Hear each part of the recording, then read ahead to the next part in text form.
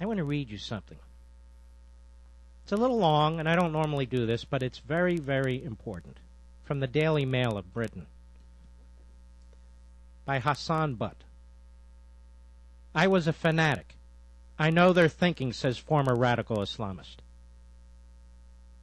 He writes, when I was still a member of what is probably best termed the British Jihadi Network, a series of British Muslim terrorist groups linked by a single ideology, I remember how we used to laugh in celebration whenever people on TV proclaimed that the sole cause for Islamic acts of terror like 9/11, the Madrid bombings, and 7/7 was Western foreign policy. By blaming the government for our actions, those who pushed this Blair bombs line did our propaganda work for us. More important, he wrote, they also helped to draw away any critical examination from the real engine of our violence, Islamic theology. The attempts to cause mass destruction in London and Glasgow are so reminiscent of our other recent British Islamic extremist plots that they're likely to have been carried out by my former peers.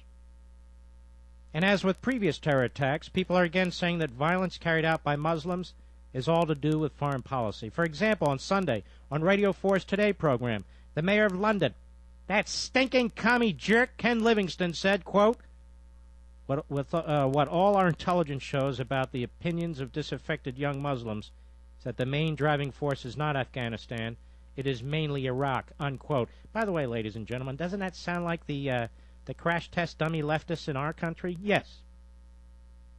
He said, I left the British Jihadi Network in February 2006 because I realized that its members had simply become mindless killers. But if I were still fighting for their cause, I'd be laughing once again. Mohammed Sadiq Khan, the leader of the July 7 bombings, we were both part of the network. I met him on 2 occasions. And though many British extremists are angered by the deaths of fellow Muslims across the world, what drove me and many others to plot acts of extreme terror within Britain and abroad was a sense that we were fighting for the creation of a revolutionary, worldwide Islamic state that would dispense Islamic justice. You got that? You got that, folks? If we were interested in justice, he writes, you may ask, how did this continuing violence come to be the means of promoting such a flawed utopian goal? How do Islamic radicals justify such terror in the name of their religion? There isn't enough room to outline everything here, but the foundation of extremist reasoning rests upon a model of the world in which you are either a believer or an infidel. Formal Islamic theology, unlike Christian theology, does not allow for the separation of state and religion. They are considered to be one of the same.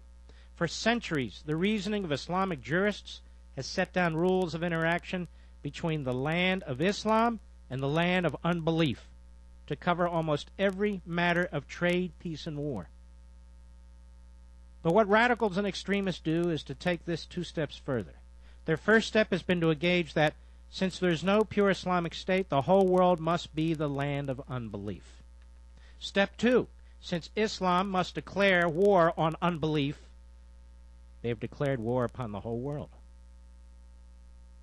Along with many of my former peers, I was taught by Pakistani and British preachers, radical preachers, that this reclassification of the globe as a land of war allows any Muslim to destroy the sanctity of the 5 rights that every human is granted under Islam: life, wealth, land, mind, and belief. Anything goes, including the treachery and cowardice of attacking civilians.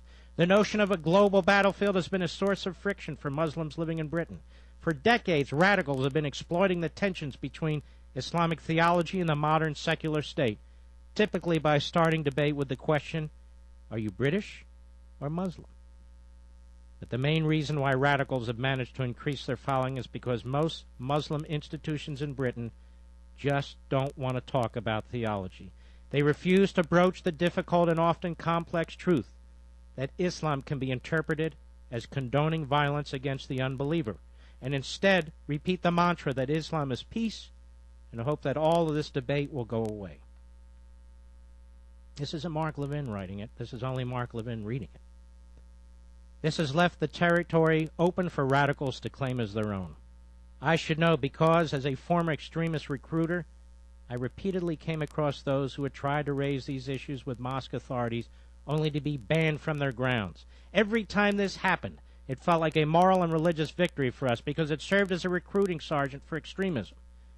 Outside Britain, there are those who try to reverse this two-step revisionism. A handful of scholars from the Middle East have tried to put radicalism back in the box by saying that the rules of war devised so long ago by Islamic jurists were always conceived with the existence of an Islamic state in mind, a state which would supposedly regulate jihad in a responsive Islamic fashion. In other words, individual Muslims don't have the authority to go around declaring global war in the name of Islam. But there is a more fundamental reasoning that has struck me as far more potent argument because it involves recognizing the reality of the war. Muslims don't actually live in the bipolar world of the Middle Ages anymore. The fact is that Muslims in Britain are citizens of this country. We are no longer migrants in a land of unbelief. For my generation, we were born here, raised here, schooled here. We worked here and will stay here. But more than that, on a historically unprecedented scale, Muslims in Britain have allowed to assert their religious identity through clothing, the construction of mosques, the building of cemeteries, and equal rights in law. It isn't enough for responsible Muslims to say that because they feel at home in Britain, they can simply ignore those passages of the Quran which instruct on killing unbelievers. Because so many in the Muslim community refuse to challenge centuries-old theological arguments, the tensions between Islamic theology and the modern world grow larger every day.